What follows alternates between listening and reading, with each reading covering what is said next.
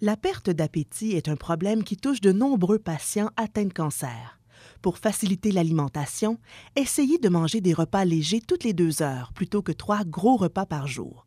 De plus, choisissez des aliments riches en calories et en protéines, comme le yogourt, la crème glacée, le chocolat, les muffins, les craquelins accompagnés de fromage, le lait frappé, les œufs à la diable et le beurre d'arachide. Et pour rehausser encore davantage la quantité de calories dans vos aliments, ajoutez-y du beurre, du miel ou du sucre brun. Essayez aussi de rendre l'heure des repas agréable. Une table bien mise, de la vaisselle et des ustensiles attrayants, un peu de musique et une lumière tamisée peuvent contribuer à vous ouvrir l'appétit. Les traitements contre le cancer modifient la perception des saveurs chez certaines personnes. Si c'est votre cas, il se peut que des aliments que vous aviez l'habitude d'aimer vous déplaisent aujourd'hui.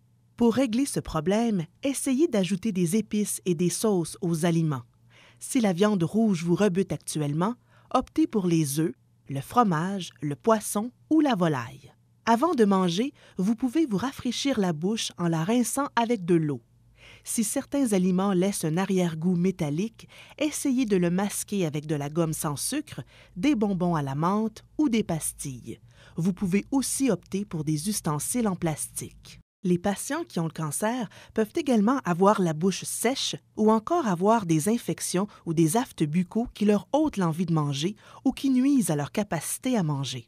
Si c'est votre cas, gardez votre bouche bien hydratée et utilisez une paille pour boire. Vous pouvez aussi sucer des glaçons ou des bâtonnets glacés aux fruits pour engourdir votre bouche avant de manger. Les aliments mous comme le gruau, les pommes de terre en purée, la crème anglaise, les puddings, les bananes, le melon d'eau, le fromage cottage et les œufs brouillés sont faciles à mastiquer et à avaler. Vous pouvez aussi mélanger les aliments pour les ramollir ou simplement les couper en petits morceaux. Sachez également que les aliments froids ou à la température ambiante irritent moins la bouche que les aliments chauds. Soyez conscient que, malgré vos bonnes intentions et vos tentatives de planification, vous n'aurez pas toujours l'énergie de préparer des repas. Ayez donc toujours sous la main des aliments simples et faciles à préparer. Remplissez votre réfrigérateur d'aliments pratiques comme du fromage en tranches et du fromage râpé, des viandes tranchées, des fruits et légumes coupés en morceaux et prêts à manger, du yogourt, du lait, des crêpes et des gaufres surgelés, de la crème glacée, des bâtonnets glacés, des plats surgelés, de l'eau aromatisée et des boissons sportives.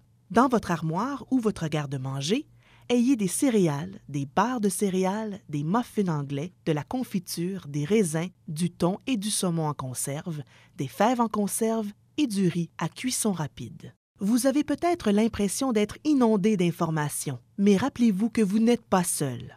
La prochaine fois qu'un ami ou un membre de votre famille vous demandera ce qu'il peut faire pour vous aider, proposez-lui par exemple de faire l'épicerie à votre place, mettre des aliments pouvant servir de collation dans des sacs ou des contenants, préparer des repas que vous pourrez garder au congélateur et que vous pourrez manger quand vous en aurez besoin, faire des muffins, du pain ou des biscuits, cuisiner un repas chaud pour votre famille une fois de temps en temps. Enfin, demandez conseil à votre équipe de professionnels de la santé à propos de la nutrition. Il se peut qu'une diététiste crée un plan d'alimentation personnalisé à votre intention ou vous recommande un supplément nutritionnel.